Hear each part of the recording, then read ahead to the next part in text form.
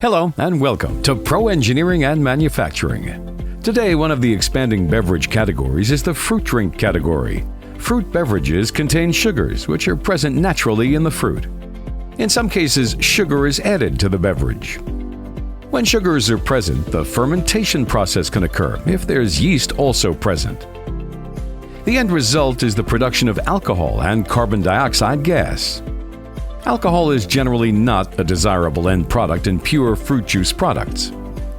Also, if the juice is already bottled and capped, there may be a situation that involves exploding bottles. Another undesirable situation can occur when bottling fruit juice. At the end of the growing season and/or during the harvesting process, the fruit may be contaminated with E. coli bacteria and other pathogens. One effective and efficient way of solving these problems is to pasteurize the fruit beverage in the consumer package, be it bottle or can.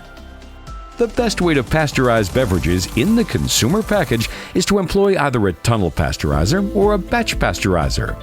In either machine, the entire package and the beverage contained within are pasteurized.